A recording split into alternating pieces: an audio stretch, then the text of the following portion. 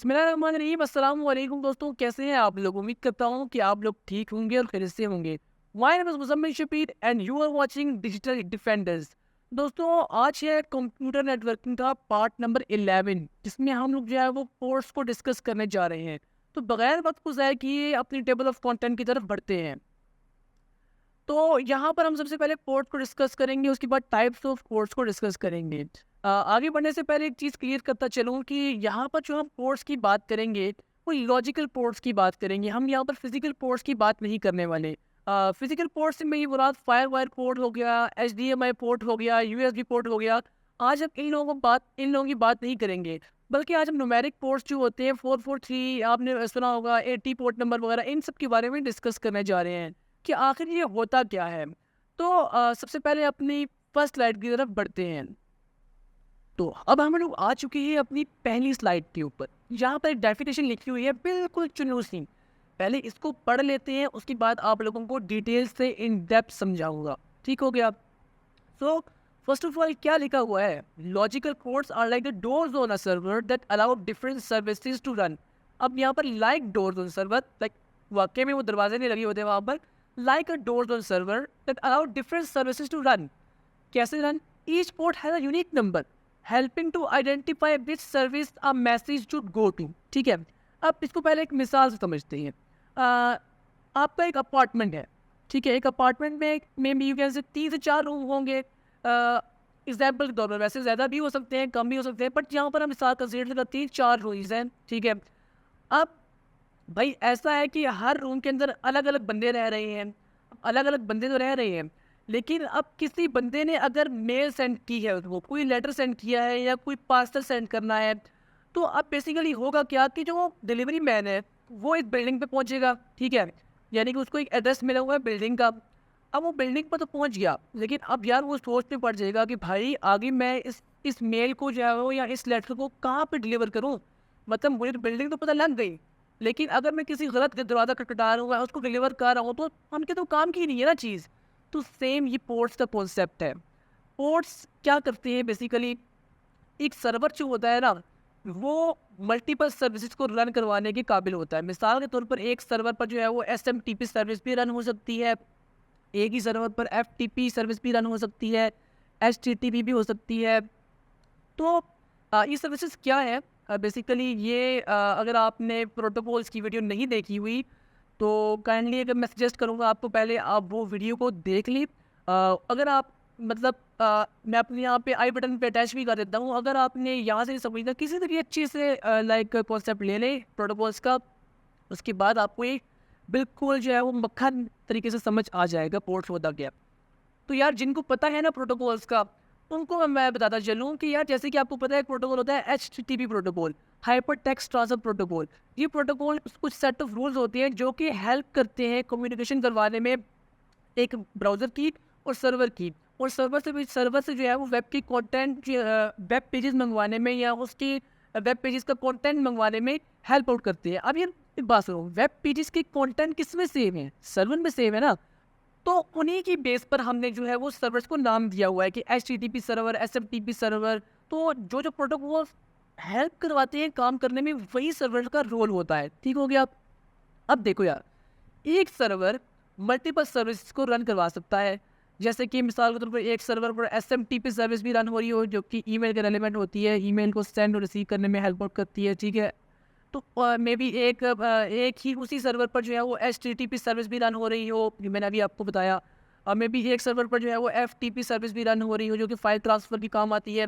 तो यहाँ पर मल्टीपल सर्विसेज को रन हो रही होती हैं। ठीक है, अब बेसिकली पोर्ट्स क्या करते हैं?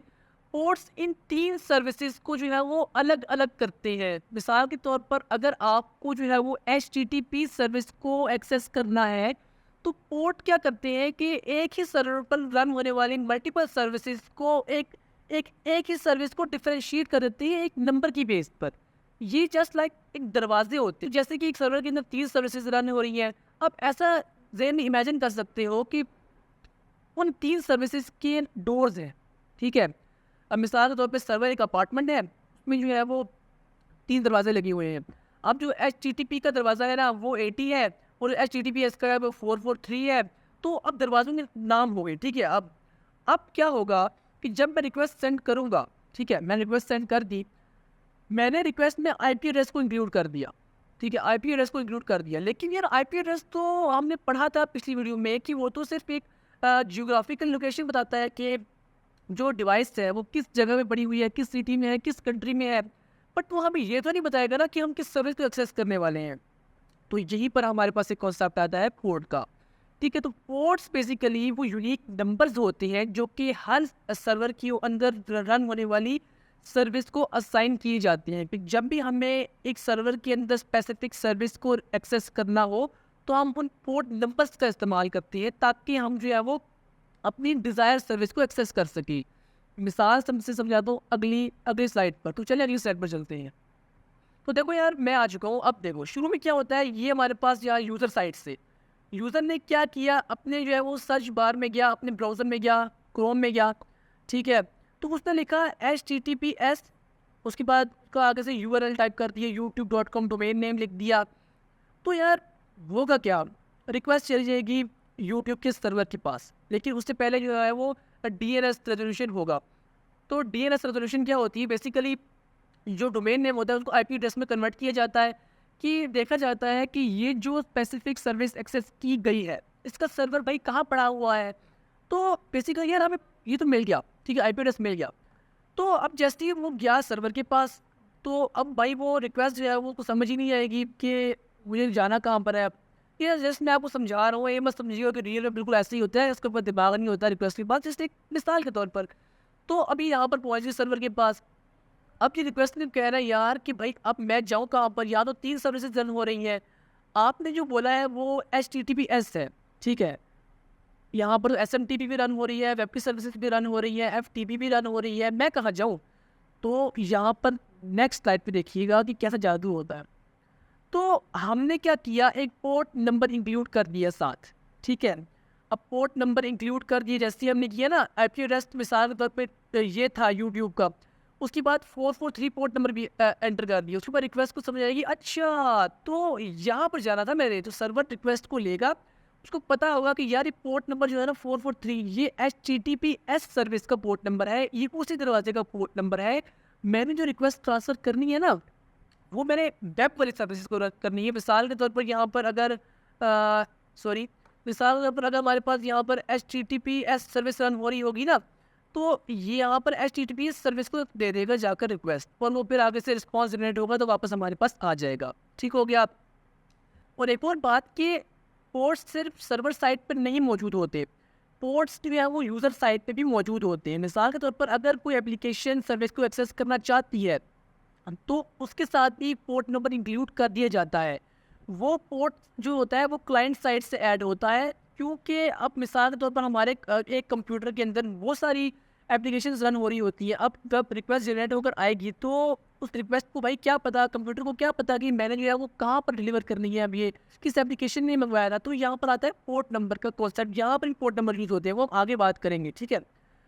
तो यार अब हम आ चुके हैं टाइप्स ऑफ पोर्ट्स के अंदर। तो यार हमने यहाँ वो पोर्ट्स है, टोटल पोर्ट्स होते हैं 65,535 पोर्ट्स। कितने होते हैं, 65,000, मैं यहाँ लिखे नहीं, 65,535, ठीक है। राइटिंग को इग्नोर कीजिएगा काइंडली, जस्ट मैं माउस से लिख रहा हूँ इसलिए। सो 65,535 पोर्ट्स होती है। तो हमने इनको 3 कैटेगरीज में डिफाइन कर लिया। अब डिफाइन कैसे किया कि यार एक पोर्ट जो है ना, पहली कैटेगरी को हम कहते हैं well known port. Well known ports वो पोर्ट्स होते हैं जो कि कुछ स्पेसिफिक होते हैं, यानी कि जो कि रिजर्व हो चुके होते हैं सर्विसेज के लिए, जैसे कि HTTP, HTTPS, FTP, SMTP, DNS वगैरह वगैरह, यानी कि ये अब हम लोग यूज़ नहीं कर सकते, ये रिजर्व है, ठीक है। और ये बहुत जाने पहचाने जो है वो पोर्ट्स होते हैं, जैसे कि मैंने आपको बताया कि HTTP के लिए 80, ठीक है, HTTPS के लिए 443, FTP के लिए 21, SMTP के लिए 25। तो ये जो है वो रिजर्व है और काफ़ी वेल नोन है। तकरीबन ये वाले आपको पता हो या ना हो, हम ये डेली लाइफ में बहुत ही कॉमनली इस्तेमाल करते हैं, ठीक है। उसके बाद हमारे पास है रजिस्टर्ड पोर्ट्स, ठीक है। अब रजिस्टर्ड पोर्ट जो होती है इनकी रेंज होती है 1024 से 49,151, ठीक है। अब जो ये पोर्ट्स होते हैं ना, ये रजिस्टर्ड करवा सकते हैं, यानी कि ये यू कैन से रिजर्व नहीं है, बट जो भी अपनी सर्विस को इसके ऊपर रजिस्टर करवाना चाहता है वो करवा सकता है। जैसे कि आपको पता है कि माई एसक्यूएल का पोर्ट नंबर है 3306। ठीक है, अगर आप इसकी सर्विस को एक्सेस करना चाहते हैं तो ये वाला पोर्ट नंबर इंक्लूड होगा। वैसे ही जो है वो इसका जो पोर्ट नंबर है वो है 5042। जब आपने इसकी सर्विस को एक्सेस करना है तो आपने इसके जो है वो पोर्ट नंबर को इस्तेमाल में लाना होगा। अब हम आ चुके हैं तीसरी टाइप की तरफ, जो कि है डायनेमिक या प्राइवेट पोर्ट्स। तो यार देखो, जो पोर्ट्स पहले हमने पढ़े, पिछली स्लाइड पर पढ़े, वो दोनों पोर्ट जो होते हैं वो सर्वर साइड के होते हैं। ठीक है, और जो ये वाला पोर्ट है ना, ये वाले टाइप है, ये हमारे पास क्लाइंट साइड के लिए हम यूटिलाइज करते हैं। तो यार जैसे कि आपको पता है कि एक कंप्यूटर पर बहुत सारी एप्लीकेशन रन हो रही होती है, तो ये पहचान रखने के लिए कि यार किसने ये रिक्वेस्ट सेंड की थी, तो उस बेस पर जो है वो कंप्यूटर जो है उस पोर्ट की बेस पर उस एप्लीकेशन को रिस्पॉन्स देता है वापस। ठीक है, तो यहाँ पर हमारे पास प्राइवेट पोर्ट्स की लिमिट जो होती है ना, वो 49,152 से लेकर 65,535 तक होती है। ठीक है, अब बेसिकली होता क्या है, लेट मी टेल यू कि जैसे ही हम लोग क्या वो किसी सर्विस को रिक्वेस्ट करते हैं, ठीक है, तो क्या होता है, हमारी साइड से एक आईपी एड्रेस साथ हमारा पोर्ट नंबर जो कि इन्हीं में से होता है। कोई मिसाल के तौर पर वो मे बी 49,160 भी हो सकता है। ठीक है, जो कि क्लाइंट साइड का आईपी एड्रेस है। वो आगे एक और एग्जांपल से मैं आपको समझाऊंगा, वो आपको अच्छे से समझ आ जाएगा। और साथ उसका क्या होगा, सर उसका हमारे पास आईपी एड्रेस होगा और साथ हमारे पास उसका पोर्ट नंबर। फिर सर्वर साइड का जो हमारे पास जो फॉरेन एड्रेस है, ठीक है, फॉरेन एड्रेस में भी क्या होगा, एक आईपी एड्रेस होगा, साथ उसकी जो है वो उसका एक पोर्ट नंबर। वो पोर्ट नंबर में भी 25, वो में भी जो सर्विस आप एक्सेस करना चाह रहे हैं उसका पोर्ट नंबर इंक्लूड होगा साथ साथ। तो सम कॉमन पोर्ट्स रिमेंबर, यानी कि कुछ कॉमन पोर्ट्स होते हैं, बहुत सारे हैं, बट मैंने यहाँ ज़्यादा नहीं लिखे, 5 ही लिखे हैं। अगर आप इनको याद कर लें तो आपकी डेली लाइफ में यूज़ होती हैं।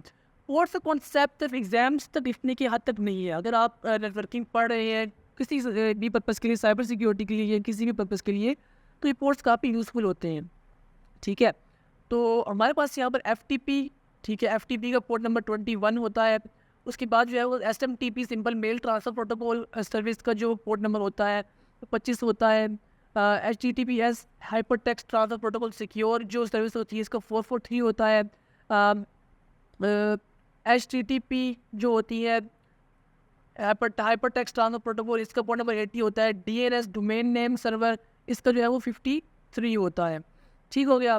तो अब हम आ चुके हैं अपनी नेक्स्ट स्लाइड के ऊपर।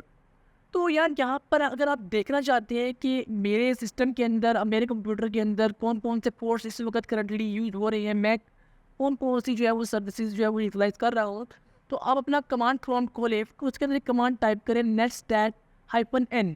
ठीक है, जब आप ये टाइप करेंगे तो जितनी भी जो कि सर्विसेज यूज़ हो रही होंगी वो आपके यहाँ पर शो हो जाएंगी।